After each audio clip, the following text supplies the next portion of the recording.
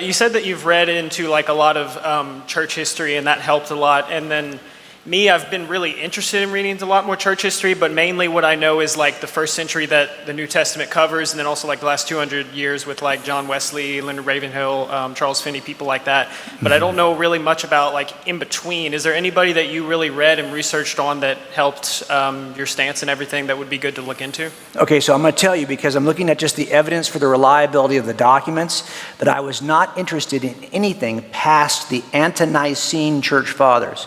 In other words, the Nicene Council, 4th century, early 4th century, this is when it becomes the religion of the Roman Empire. Once it does that, I don't care. I want to know what's the earliest version of the story of Jesus before it becomes the religion of the empire.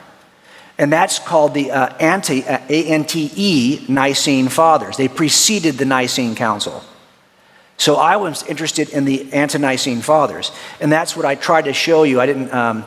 You kind of see they're kind of hidden here, but I'll show you what they kind of look like. There's a ton of these, and so I only looked at. It's in this slide right here. Okay, so if you look at some of these, I actually went back and got an image of every one of them. And the circle actually goes, it's in color here, it goes all the way around. That's how many church fathers there are before it becomes the religion of the empire. And you can trace what they say about Jesus from the ones that are standing right next to Jesus. In other words, there's the eyewitnesses. So here's the whole idea for the next book is this. If you got rid of every New Testament manuscript and you had every Bible had been burned, you could completely reconstruct the story of Jesus just from the fuse and the fallout, because he's been so well written about.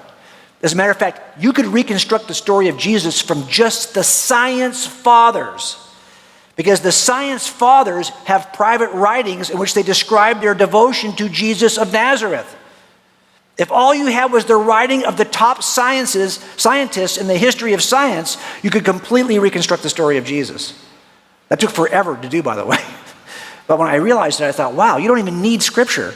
You just need the history of science to do it. So I was interested in these guys, these ante-Nicene fathers. Also, I was interested in all non-Christians in the first 300 years. What did they say about Jesus? So that's where I focused. And so for sure, once you're in the 4th century, then I kind of feel like, well, do you trust? I mean, I do, but I can see why someone wouldn't trust once it becomes the religion of the empire. So, okay, fine, toss those out. We'll only work with the ones. And by the way, this is how cool it is. It turns out that the eyewitnesses had students. So John, who's an eyewitness, he passes on his information to Ignatius, Polycarp, and Papias. We have their writings. We can see what the eyewitnesses taught their own students. That's how I know the story of Jesus didn't change. Because I could reconstruct the story of Jesus just from the students of the eyewitnesses. Follow me? So it's a very early story about Jesus, and it never changes over history.